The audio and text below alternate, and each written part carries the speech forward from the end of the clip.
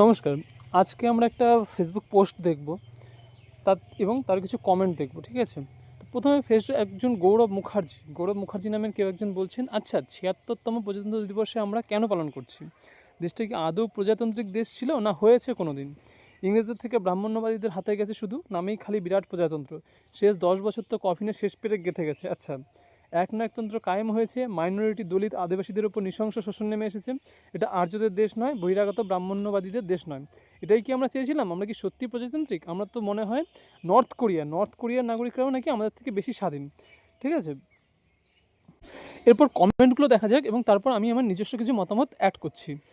প্রথম কমেন্ট দেখুন, এই সব লোকগুলো নিজেদের জন্মদিনে বলবে আমি কি সত্যি জন্মেছি?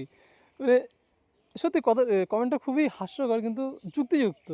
আরেকটা কথা, যে গৌরব মুখার্জির উচিত এক ঘটি জলে ডুবে ব্রাহ্মণ্যবাদের কালো হাত ভেঙে দেওয়া। এই দুটোই হচ্ছে হাস্যকর একটা কমেন্ট ছিল। মানে এ যেরকমটা লিখেছে তার জন্য এটাই বলা উচিত, এটাই বলা যায়।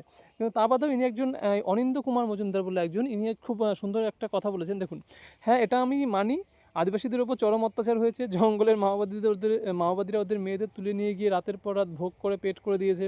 প্রতিবাদ করলে ঝাড়গ্রামের শালকু সরেনের মতো মেরে পেটের ভেতর বোম বেঁধে রেখে দিয়েছে যাতে দাহ না করা যায়। শালকুর বেধবা মেয়ে পায়ে ধরে কেঁদেছিল কিষেনজির যে ছেলেটাকে দাহ করতে দেতরা, মন গলেনি। যাই হোক, বিপ্লবের নল ঘুরে গিয়ে কিষেনজি আর হিডমার মায়ের জনির বিদীর্ণ করে ফ্যালোপিয়ান টিউবে ঢুকে গেছে। বিপ্লবের শীঘ্র পতন হয়েছে।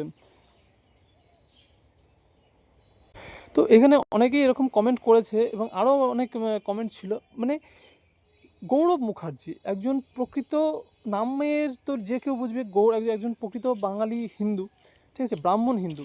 আমি একটা জিনিস বুঝি না, এই মুখার্জি ব্যানার্জি এদেরই কেন এত হিন্দুদের নিয়ে এত সমস্যা? এদের মুসলমানদের নিয়ে তো কোনো সমস্যা হয় না। এটা কি শুধুমাত্রই বামপন্থী করার জন্য, না হচ্ছে এর ভেতর কোনো আলাদা কোনো ষড়যন্ত্রের ব্যাপার থাকে? সেটা আমার মাঝে মাঝে খুবই জানতে ইচ্ছে করে। এবং এই নিয়ে আপনার কি মতামত সেটা অবশ্যই জানাবেন। এবং প্রথম ভিডিওগুলো একটু অন্যরকম বা একটু হয়তো খারাপ লাগবে বা খারাপ, মানে প্রেজেন্টেশনটা খারাপ হবে, কিন্তু আমি চেষ্টা করব আপনাদের সাহায্য নিয়ে জিনিসটাকে আরও সুন্দর করার। নমস্কার।